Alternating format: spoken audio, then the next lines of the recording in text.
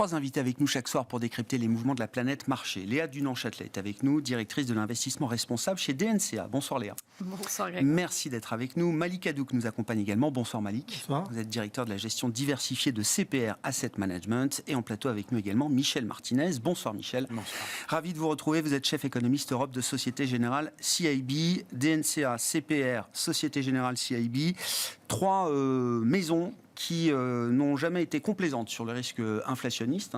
Je le dis à votre place, puisqu'on se parle à peu près tous les mois depuis maintenant longtemps, et ça fait plus d'un an, 18 mois peut-être qu'on parle tous les mois du même sujet qui est celui de l'inflation.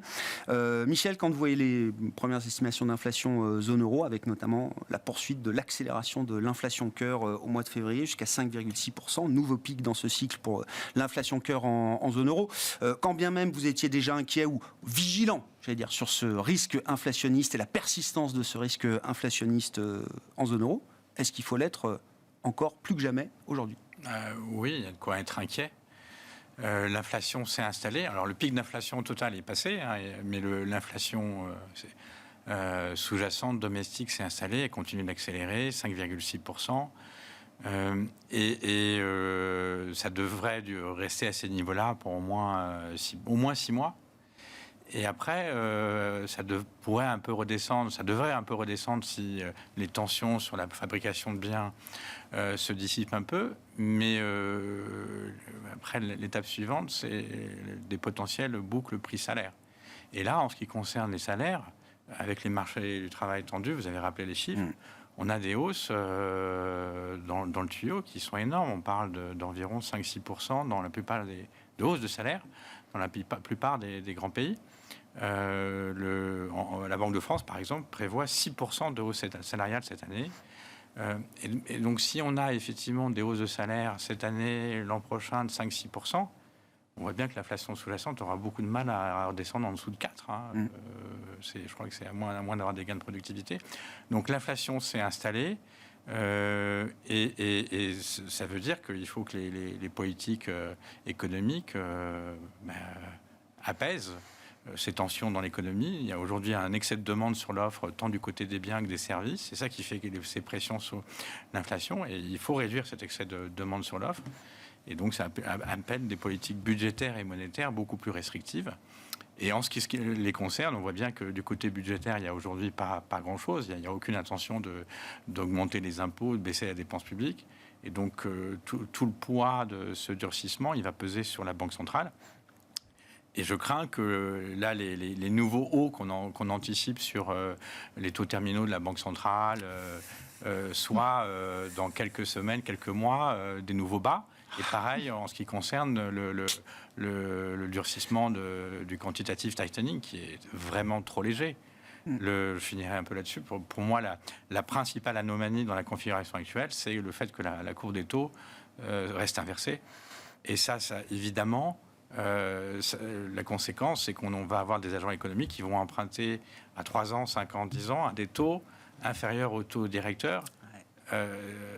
Ça va limiter fortement l'efficacité du durcissement des politiques monétaires. Là, il y a un problème de transmission de la politique monétaire. Il y a une faiblesse de la transmission de la politique monétaire. Oui, oui, évidemment. Quand on durcit la politique monétaire, au moins au début, pendant un certain temps, on a une courbe des taux qui est pendue, des spreads qui sont élevés.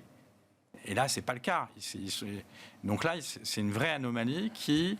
alors, si on partage ce constat qu'il y a un excès de demande sur l'offre dans l'économie, qui doit être résolu. Sinon, si on joue que sur les taux courts, il n'y aura pas beaucoup d'impact sur les décisions d'investissement des agents économiques. Ce qui peut aider à comprendre et qui éclaire le débat, et vous avez de ce point de vue-là une analyse qui est peut-être un peu différente de certains sur justement ce déséquilibre offre-demande, Michel. Pour vous, le point de focalisation qu'on rate peut-être, c'est qu'on est encore dans un choc d'offres massif. Et que cet excès de demande vient notamment d'un problème d'offres. L'écartement entre ce qu'on peut imaginer être un excès de demande par rapport à l'offre, c'est avant tout un problème d'offre. Oui, d'une manière générale, il faut changer alors en anglais on dirait mindset, d'état d'esprit, pour comprendre ce qui s'est passé depuis la pandémie. Et puis donc, on a eu effectivement des chocs d'offres. Et je pense qu'il faut avoir en tête plutôt les précédents chocs d'offres, les chocs pétroliers, Je dis ça parce qu'en fait, pendant 20 ans, un peu plus, ou 30 ans avant la pandémie, tous les chocs, la plupart des chocs, c'était des chocs de demande, même les chocs financiers, c'est essentiellement un choc de demande. Et donc, le résultat, c'était que l'activité baissait et que les pressions sur les prix baissaient. Là, quand on regarde toutes les enquêtes, on voit bien que les entreprises nous disent que ce qui limite leur production aujourd'hui, c'est pas l'absence de demande. C'est les difficultés de recrutement, c'est les difficultés de se fournir en biens intermédiaires, en machines, et dans des proportions qui sont gigantesques.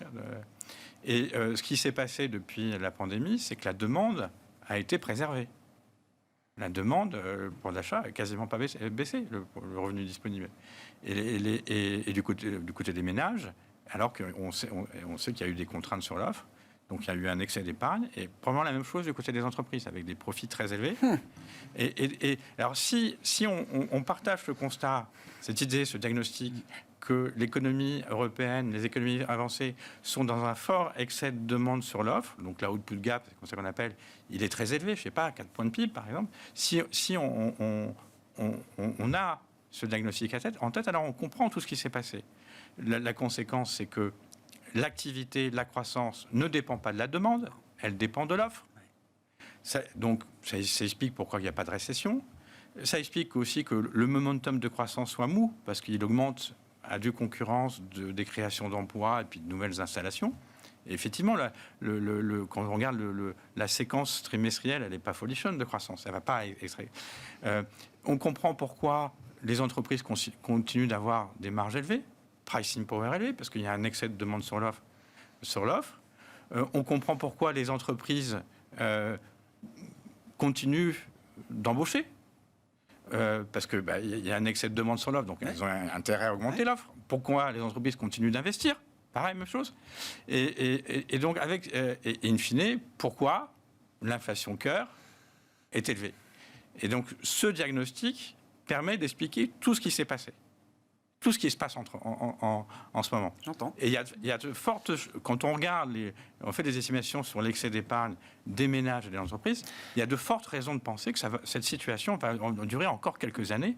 Et donc, la difficulté pour les banques centrales, c'est qu'on en a un nouveau cycle de hausse des taux qui est très très long. On est loin du pivot. J'entends. C'est ce qui me perturbe dans l'éclairage que vous apportez. Ce qui me perturbe, c'est la manière dont réagissent les banques centrales. C'est-à-dire qu'on normalise les politiques monétaires, c'est une chose, mais le but va être finalement de casser une demande qui est excessive par rapport à l'offre, mais parce que l'offre est trop faible. Ça va être ça le but des politiques monétaires, de ramener la demande à un niveau d'une offre qui n'est pas un niveau normalisé de l'offre. En l'occurrence, l'offre, elle est légèrement en dessous de ce qu'elle aurait dû être. C'est surtout la demande a été très soutenue, tant du côté. Je pense que c'est surtout ça qui a joué. Et d'ailleurs aussi bien en Europe qu'aux États-Unis. C'est pas que les États-Unis. Mais après, in fine, encore une fois, on ne sait pas. Je mentionne ce risque de cycle aux taux beaucoup plus élevés que ce qui est encore anticipé maintenant. Après, il peut y avoir un débat politique, explicite ou implicite, sur autoriser l'inflation à dériver beaucoup plus longtemps que... Voilà, c'est l'autre possibilité. Mais l'autre possibilité aussi, c'est que la politique économique dans son ensemble et donc la partie budgétaire se mettent peut-être un peu plus au diapason de l'objectif de lutte contre l'inflation. Voilà, aussi, exactement. Après, voilà, donc on a à peu près les différents éléments du débat. Mais si on pense si on croit à l'indépendance des banques centrales et leur volonté de ramener l'inflation à 2%, qui est leur mandat primaire, alors il y a quelques possibilités. Il n'y a pas d'autre voie. Bon. Votre lecture de la situation à ce stade, Malik, alors on était quand même en début d'année dans l'idée alors je sais pas, no landing, en tout cas l'idée de la désinflation immaculée, hein, ça c'est les concepts qu'on aime bien sur les marchés. Là, on voit qu'on sort un peu de cette idée-là et qu'on commence à comprendre que la lutte contre l'inflation va pas être simple et va pas être rapide. Oui, c'est certainement. Après les très bons chiffres, notamment, je pense que les banques centrales, je suis d'accord avec le constat qui a été fait, hein, il le fait qu'on est surpris que l'inflation soit résiliente, et les chiffres de l'emploi américain, c'est eux qui ont été le détonateur de cette résilience, de cette remontée de l'inflation. Pour autant, je pense que oui, que la cible de l'inflation va, à mon avis, être bougée, parce qu'il y a un problème qui se pose malgré tout, c'est que cette hausse des taux, elle devient dangereuse sur la soutenabilité de la dette à terme, notamment pour les marchés européens, mais même aux États-Unis, où aujourd'hui, la charge de la dette, ça représente, je crois, plus de 800 milliards. Ça commence à devenir assez sérieux. Alors, comment vont faire les gouvernements et comment vont faire les banques centrales pour limiter l'impact et éviter une crise éventuellement financière sur la soutenabilité de la dette? Sur l'inflation, honnêtement, on a été surpris par cette résilience-là. Il faut le reconnaître. Même si on avait été... Ah oui. On avait mentionné, mais on pensait qu'on a passé le pic, c'est vrai, mais que l'inflation reste assez élevée. Et on pensait que la baisse allait être un peu plus rapide, ce qui n'est pas le cas, ce qui explique l'ajustement qu'on a eu sur les marchés obligataires. Alors maintenant, que faire avec cette inflation? Quel est l'impact sur les marchés? Là où on est encore beaucoup plus surpris, c'est la résilience des marchés actions face à cette inflation, même si on peut estimer qu'au début, les actions sont une protection éventuelle contre l'inflation. Mais cette inflation reste trop élevée, les banques centrales vont être obligées de réagir. Et honnêtement, les primes de risque action sont quand même dégonflées, notamment aux États-Unis. Et elles restent élevées en Europe. C'est pour ça qu'on considère que le marché européen a encore de la marge pour surperformer le marché américain, parce que aussi les bénéfices ont été au rendez-vous, ont été de meilleure qualité. Mais honnêtement, on ne peut pas continuer comme ça au niveau des valorisations si l'inflation ne rebaisse pas et les taux ne rebaissent pas à un certain moment. Le momentum pour continuer pendant un certain moment, mais à la fin, il y aura une correction qui devra se mettre en place si l'inflation reste aussi élevée. Là, de voir les indices actions européens au sommet et les taux cœur au sommet également en Europe, il y a quelque chose de perturbant. Pour moi, il y a quelque chose de perturbant si cette donnée se matérialise. Pour que ça ne soit pas perturbant, il faudrait que l'inflation recommence. On ait une anticipation de rebaisse de l'inflation et que les bénéfices d'entreprise continuent à progresser comme ils l'ont fait en 2022. Ce qui, à mon avis, va être compliqué. Mais attendons de voir comment les entreprises vont se comporter. Et même si elles ont ce pricing power, on a vu quand même aux États-Unis des impacts quand même commencer sur les marges. On a vu les marges commencer à baisser. Donc, ça va être difficile. Le marché européen, il est un peu mieux orienté. La valorisation est moins tendue qu'aux États-Unis. C'est pour ça que le momentum peut se poursuivre. Mais si on avait une correction sévère sur le marché américain, on serait rattrapé de toute façon. La baisse sur le marché américain, elle est contenue, elle se fait en ordre dispersé. C'est pour ça qu'aujourd'hui, l'impact sur le marché européen est limité. Est-ce qu'on commence à être Alors, c'est la question qu'on pose tous les 3 mois, mais est-ce qu'on commence à être à l'aise avec les taux terminaux qui sont anticipés par les marchés, qui n'avaient que très peu bougé depuis l'automne dernier, et effectivement, là, qu'on subit un sacré repricing depuis quelques semaines en Europe, aux États-Unis également. Je rappelle qu'aux États-Unis, la Fed est en train de mettre ses taux directeurs au-delà du niveau d'inflation cœur. Le corps PCE est à 4,7 et les taux directeurs vont être à 5 et plus très rapidement. Donc, historiquement, on arrive quand même à des moments où le niveau de restriction monétaire, normalement, doit permettre d'abattre encore un peu plus d'inflation devant nous. Ce n'est pas encore le cas en Europe, mais on semble en prendre le chemin. Oui. Alors là, ce qui va être très important, je pense, à mon avis, pour les marchés, c'est ce que va décider la Fed lors de sa prochaine réunion. Si la Fed décide de monter de 50 BP, je pense que là, ça sera un choc pour le marché. Oui. Parce qu'ils s'étaient mis d'accord pour réduire la hausse des taux et de ramener cette hausse à 25 BP. S'ils décident de faire 50 BP cette fois-ci, c'est qu'ils ont des informations sur le fait que l'inflation devient dangereuse. Ouais, j'entends. Et ça serait un choc. Qui a une nouvelle phase de risque de perte de contrôle des anticipations d'inflation, qui réglerait par exemple le risque pour la stabilité financière au second plan et qui nécessiterait de réaccélérer le pas des hausses de taux. Et autre chose, la hausse des taux, quand même, on le voit. C'est pour ça que je pense que le ralentissement, il va venir. On voit l'impact sur la confiance des consommateurs aux États-Unis. Les charges, aujourd'hui, sur les prêts immobiliers, c'est plus de 5%. Sur l'automobile, c'est arrivé jusqu'à 13%. Sur les cartes de crédit, c'est de l'ordre de 24%. Et c'est inévitable que ça a un impact sur le consommateur, que ça va finir par ralentir. Ou alors on est dans un nouveau paradigme qu'on n'a pas connu qu'on découvrira. Tant mieux, mais je pense que c'est compliqué pour l'instant, le consommateur qui est souvent aussi un salarié, il bénéficie quand même de hausses de salaire conséquentes, avec quand même un effet de réduction de l'inflation aux États-Unis qui permet d'avoir des salaires réels qui sont moins négatifs, peut-être quand même. Oui, mais à un moment donné, avec ces charges qui augmentent, avec le coût de la vie qui augmente, il est difficile de maintenir le même niveau de consommation. Léa, votre vue sur ces questions d'inflation. Et tiens, je vous laisse commenter, mais il y a un sujet spécifique qui semble être un thème assez général en Europe, c'est la question de l'inflation alimentaire, à travers notamment les produits transformés. Et c'est un débat qui est, je ne vous l'apprends pas, très, très, très médiatisé. Bien sûr. Et de plus en plus politisé. Finalement, ça revient à ce qui a été dit. Donc, je partage évidemment ce que mes confrères viennent de dire. Avant de parler de l'alimentaire, moi, je trouvais totalement illusoire de penser que l'inflation serait transitoire. D'abord parce qu'elle n'avait pas eu d'effet plein. En réalité, les hausses de prix qu'on a vues dans différents domaines ont commencé et ont accéléré dans le courant de l'année 2022. Donc, comment imaginer que cet effet-là n'allait pas se poursuivre et à minima se voir sur une année pleine en 2023. Ça, c'est une chose. Ce qui est très inquiétant de mon point de vue, c'est ce que vous avez dit, c'est justement cette boucle inflation-salaire et qui va être nécessaire pour pouvoir soutenir la consommation. Exactement votre débat à l'instant. Si ce n'est pas le cas, ça veut dire qu'à un moment, on va avoir un choc sur la demande très forte, parce que le consommateur ne pourra pas suivre.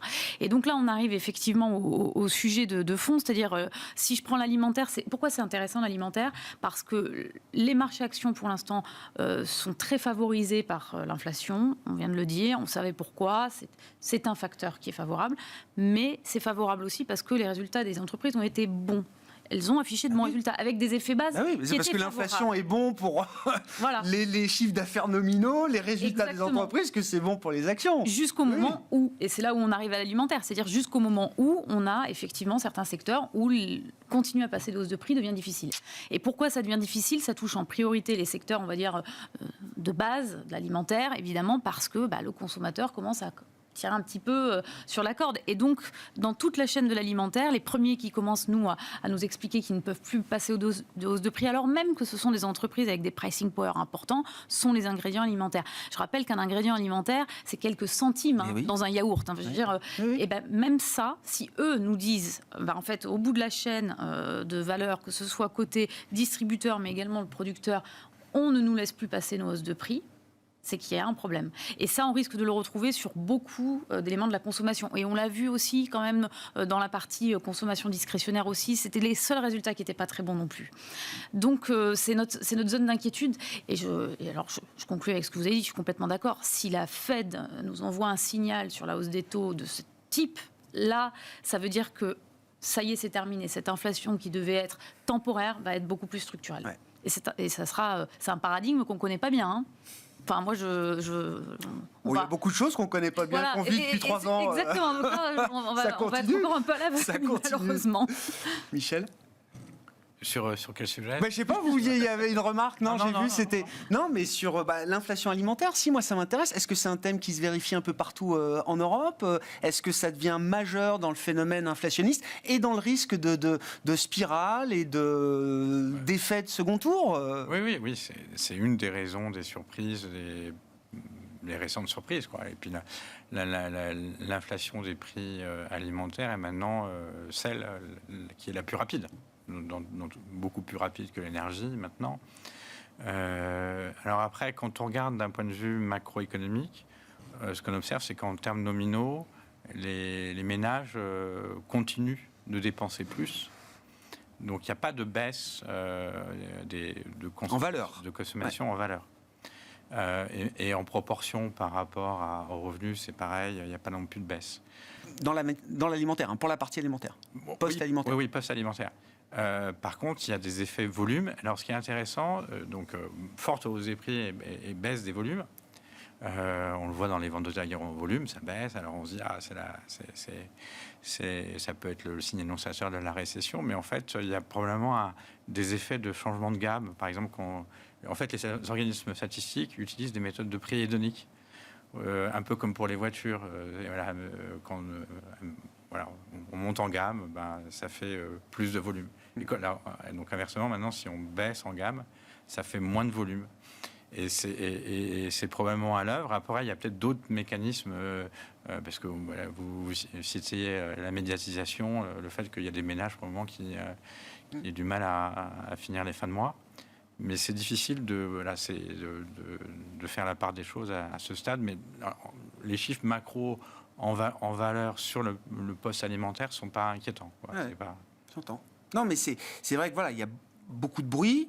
Encore une fois, et vous le disiez déjà depuis au moins l'été dernier, de mémoire, Michel, crise du pouvoir d'achat, ok, on peut manier cette terminologie peut-être dans le domaine politique pour des raisons X ou Y, mais la réalité macro, encore validée par les chiffres de l'INSEE fin 2022, le revenu disponible brut, alors par unité de consommation, je crois qu'il baisse de 0,2. Est-ce que ça fait une crise ? Revenu disponible brut, il est même, lui, en progression si on le limite strictement à cet indicateur. On continué d'épargner. Ouais, le taux d'épargne est remonté en fin d'année. Ouais, donc ils ont à des niveaux supérieurs à ce qu'on connaissait avant la crise. Ils ont un potentiel de dépenses qui est colossal, qu'on estime à plus de 8 points de PIB, nous. En France ? en Europe ? En zone euro ? En France. Ouais. C'est assez cohérent avec les chiffres qui sont cités par la Banque de France, qui dit qu'il y a des excès d'épargne de l'ordre de 230 milliards. Oui, ça fait un matelas quand même. Ouais, ça fait un sacré matelas. Il y a de quoi de... Ouais. Non, mais ça aide à comprendre la résilience. Oui, après, on a toujours cette question sur la répartition.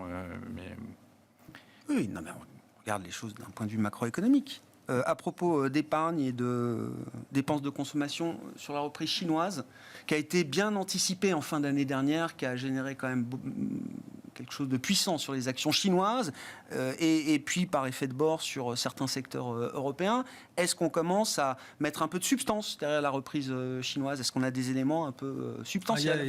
Il y a de la substance derrière la reprise chinoise, même si le marché au mois de février a été bien baissier, mais c'est plutôt dû aux tensions géopolitiques qu'autre chose, à mon avis, et toutes les pressions que les Américains font sur les sociétés chinoises. Mais la réalité chinoise, et la reprise chinoise, elle est réelle. On a eu les chiffres récents de PMI qui montent fortement. Alors moi, je considère que c'est toujours un marché qu'il faut acheter, parce que je ne vois pas où on peut aller si on a un marché où on a une demande interne qui va repartir, une croissance qui va être révisée à la hausse, une politique monétaire expansionniste, politique budgétaire expansionniste. On verra les résultats lors de ce week-end, de ce que les autorités chinoises ont décidé à nouveau pour soutenir cette reprise économique, une croissance des bénéfices attendue à 17%.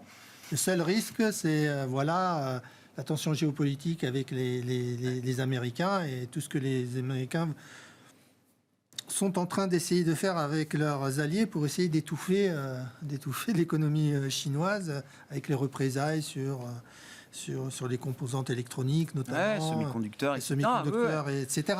Voilà, ça c'est vraiment le principal risque qui pèse sur le marché chinois. Mais en termes de valorisation, il reste très attractif et les anticipations sont plutôt positives et bien orientées. Donc, à mon avis, il faut tirer parti de cette baisse du marché chinois pour en remettre, parce qu'il avait eu un très bon début, il a effacé tous ses gains, à part la forte reprise de mardi avec la sortie. Oui. Voilà, mais c'est un marché qui reste, à mon avis, très attractif, beaucoup plus attractif que nous. Et la consommation est loin d'avoir atteint son plein régime. Et en plus, il y a un matelas d'épargne là aussi qui s'est accumulé depuis 3 ans. La question étant de savoir comment il sera dépensé, dans quelle mesure, dans quel état d'esprit le consommateur chinois sort de 3 ans quand même particulièrement difficiles, entre la crise sanitaire, le confinement permanent, la crise immobilière. Est-ce que c'est le même consommateur chinois ? Il va redevenir le consommateur. On le voit déjà ici, il est ressorti un peu de ses... Quand vous dites ici, c'est quoi ? C'est la file d'attente devant les magasins de luxe des Champs-Élysées ? Oui, ça revient. Ça revient, oui. Ça revient. Et donc moi je pense que oui, le gouvernement va axer sa politique sur la reprise de la demande interne. Il va essayer de relancer à nouveau la consommation, en limitant les effets immobiliers qui ont été circonscrits pour le moment, même si les risques restent entiers, mais je pense que le gouvernement chinois ne peut pas laisser encore cette situation dériver, donc il prendra toutes les mesures pour colmater les brèches et redynamiser la croissance économique chinoise. Donc là aussi, marché sur lequel vous restez positif Oui. aujourd'hui, les marchés chinois. Autre sujet que j'aurais aimé aborder avec vous, et Léa, je me tourne vers vous pour commencer, c'est ce match IRA versus Green Deal. Quand j'entends certains observateurs, commentateurs ou même acteurs de la vie publique française qui ont découvert l'IRA le 23 décembre, juste avant Noël, quand le package était passé déjà l'été dernier par l'administration Biden, je le précise au passage, on a l'impression que ça y est, c'est jeu 7 et match pour les États-Unis, le match est plié, là, le match de la compétitivité verte a été remporté haut la main par les Américains avec 370 milliards de subventions sur 10 ans pour les voitures électriques. Je résume un peu simplement la situation. Et je me dis, notamment avec des gens comme vous, ça fait 10 ans que je parle de la question ESG, des questions de transition, des enjeux climatiques. On vit dans un pays, dans une zone économique où tous les acteurs privés et publics sont orientés ou par contrainte, ou par choix, ou par ambition, mais sont tous orientés vers ces questions de transition climatique. Je ne parle même pas des montants qu'il faut agréger, de plans d'investissement divers et variés, État par État, et au niveau des supras et des institutions européennes. Je me dis, comment est-ce que le match peut être plié comme ça d'un coup ? Alors, je crois, la première remarque qui a été faite effectivement par les spécialistes, c'est de dire en fait on a deux plans, donc le Green Deal pour parler de celui européen et puis l'IRA pour les États-Unis, qui ne fonctionnent pas de la même manière. Avant même de parler des montants, puisque donc 369 milliards de dollars pour les États-Unis, 1000 milliards de dollars pour l'Europe. Donc déjà, on ne parle pas des mêmes montants, mais c'est surtout la méthode. Les États-Unis, c'est des subventions, des crédits d'impôt. Et donc, effectivement, c'est améliorer exactement la compétitivité des entreprises américaines. Je vais revenir sur ce qui a été dit sur Tesla parce que c'est très lié à justement leur proposition. En Europe, c'est un cadre régulatoire normatif. C'est des lois, c'est la taxonomie, c'est le marché des quotas CO2, c'est incompréhensible. C'est ça le vrai reproche de fond. C'est pas tant l'avance qu'avait pris l'Europe. Le premier reproche, c'est celui-là. D'où d'ailleurs l'annonce de Ursula von der Leyen en début d'année, qui a dit oula, en fait, on va peut-être un peu modifier les choses quand même. On va proposer un plan industrie net zéro, c'est ce qu'elle a annoncé en janvier à Davos, et finalement pour dire qu'est-ce qu'il faut faire ? Il faut quand même aider le développement de ces industries vertes globalement, donc alléger l'administratif quand il s'agit d'avoir des licences, améliorer probablement la charge fiscale, en tout cas la baisser pour ces entreprises vertes, etc. Donc on voit bien qu'il y a eu un problème au démarrage dans l'idée de fond. Même si la Commission européenne a dit, attention, on ne veut pas être sur des plans de subvention. On ne veut pas faire une économie verte, subventionnée, qui ne fonctionnera que grâce à ça. Néanmoins, je reviens sur le très court terme. Ce qui s'est passé entre Tesla et STM, c'est extrêmement intéressant. Pourquoi ? Donc, je dis juste, STM, Tesla, c'est 4% du chiffre d'affaires de STM. Oui. C'est quand même un fournisseur stratégique important, notamment sur des composants, des plaquettes de carbure de silicium. Et visiblement, Tesla a trouvé une nouvelle martingale, en tout cas des composants qui lui permettent de rendre beaucoup plus efficace l'utilisation du carbure de silicium. Et ils vont donc pouvoir se passer, en partie ou en grande partie, des composants qu'ils achetaient à ST Microelectronics. Et alors, il y a une autre lecture, c'est que dans le plan de l'IRA, il y a les subventions aux particuliers, notamment dans l'automobile, c'est 7 500 $ qui sont conditionnés à quoi ? Il faut que les composants des véhicules électriques, et notamment dans la batterie, soient à 40% d'origine américaine dans leur extraction et dans leur traitement. Voilà, et ça, c'est la beauté des États-Unis face à l'Europe, c'est-à-dire. Et ça suffit à plier le match ou pas, Léa ? Parce que encore une fois, je veux dire qu'on soutienne, que la méthode soit différente, que les Américains soient focus offre et nous demandent, c'est historique. Mais encore une fois, moi je parle des agents privés, des entreprises, même des ménages, des investisseurs comme vous. Vous êtes tous tournés là-dessus, les plans de sobriété, d'efficacité énergétique, de renouvellement des appareils productifs, etc. Enfin, c'est enclenché même très avancé dans un bon nombre d'entreprises. Absolument. On n'attend pas des subventions européennes pour se mettre en ordre de marche. Non, et c'est là où vous avez raison, il faut remettre l'église au centre du village. On a des leaders européens historiques, mais qui sont là depuis 20 ans bientôt sur différents segments de marché.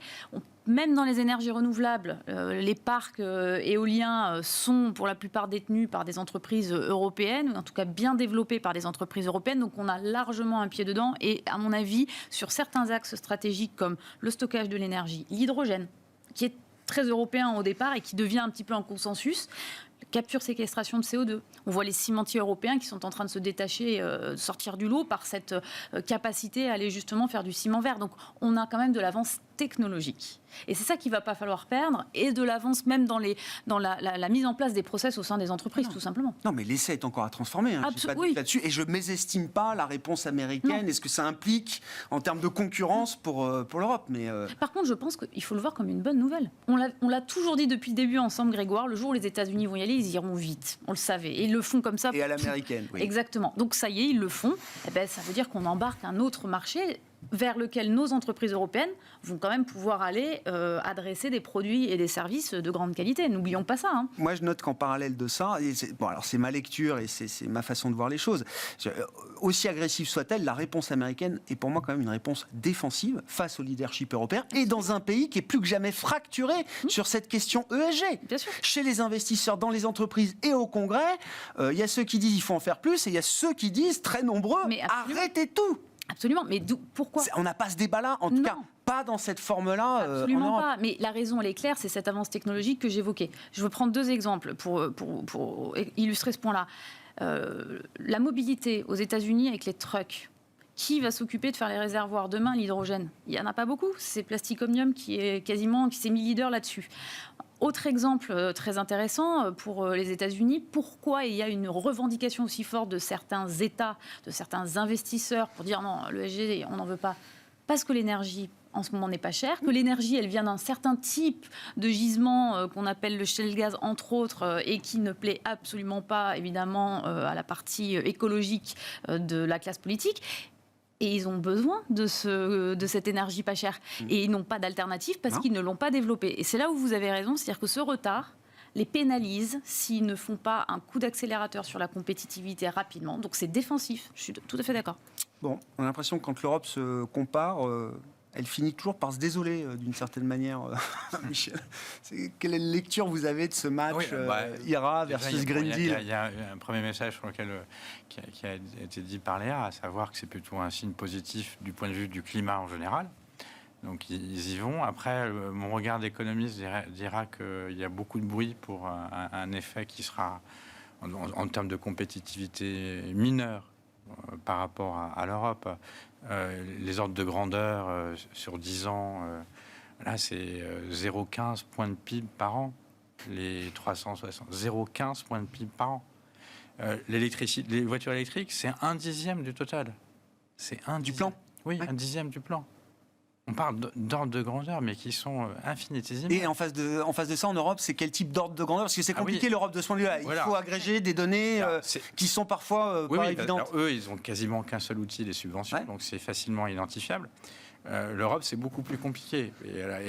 Parce qu'il y a effectivement des quotas, des taxes, il y a quand même quelques subventions, parce qu'on est quand même le pays qui a des aides à la production ciblées, la région la plus forte dans le monde. On n'en parle jamais. La France est d'ailleurs un des leaders avec toutes ses niches fiscales. Et les aides à la production, c'est toujours ciblé.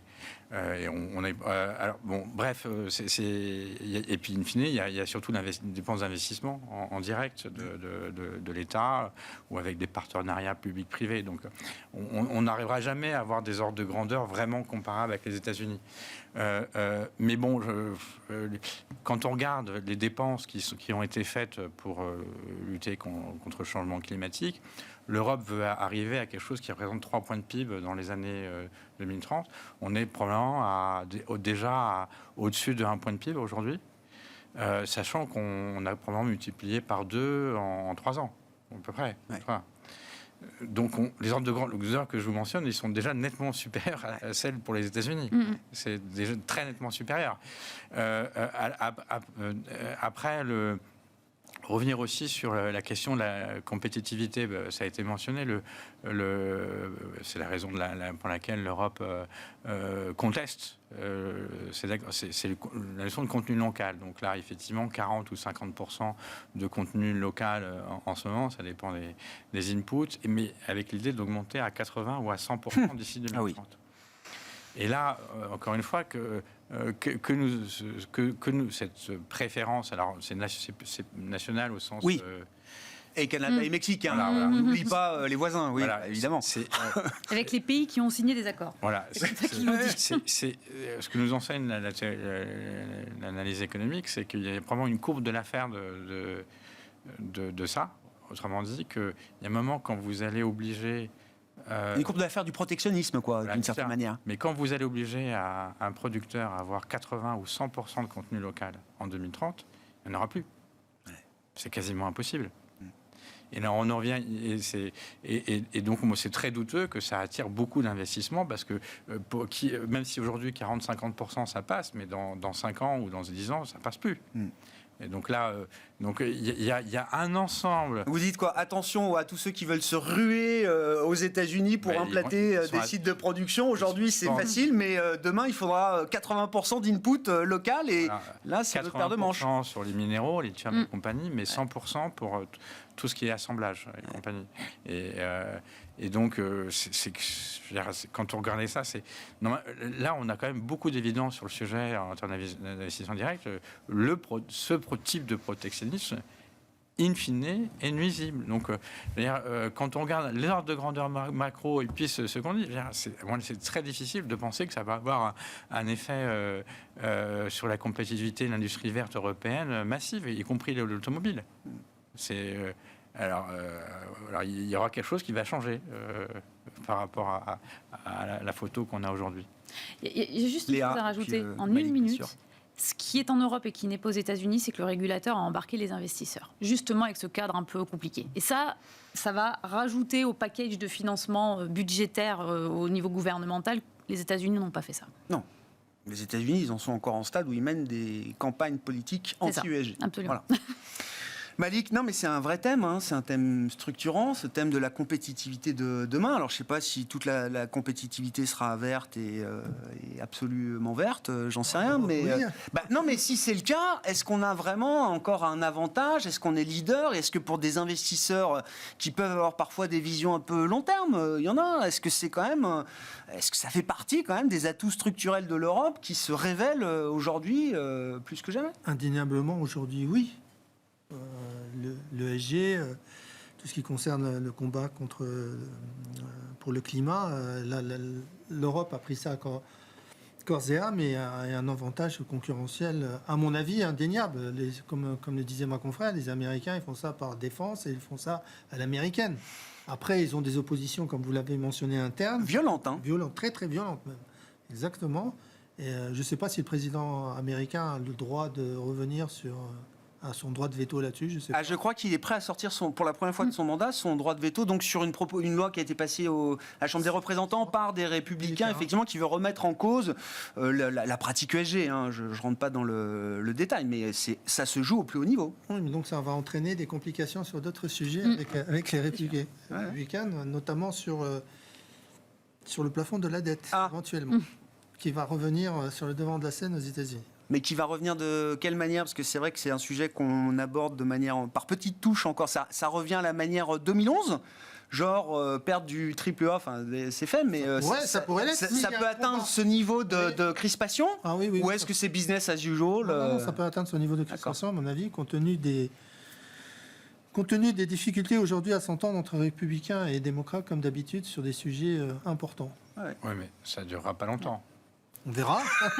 Non, mais après, si c'est ça, il faut avoir les conséquences. Oui. Government shutdown, ça veut dire que toute l'administration américaine est au chômage. Tous les services publics ne fonctionnent plus. Là, c'est peu probable que la population... Ça peut durer 2 semaines, comme ça a été... On a déjà eu des shutdowns. Oui. Et c'est peu probable que ça dure longtemps. Ah oui, on est d'accord. J'espère. Non, mais ça rajoute encore un peu à cette ambiance politique hyper polarisée aux États-Unis qui... oui, je dis pas que c'est un pays ingérable ou ingouvernable, loin de là, mais c'est quand même, effectivement, sur des sujets lourds, ça montre qu'il y a un consensus politique qui est très difficile à trouver. Pas sûr que ce soit beaucoup mieux ailleurs. Merci beaucoup. Merci d'avoir été les invités de Planète Marché ce soir. Léa Dunon-Châtelet, DNCA, Malik Hadouk, CPR Asset Management et Michel Martinez, Société Générale CIB, étaient nos invités en plateau.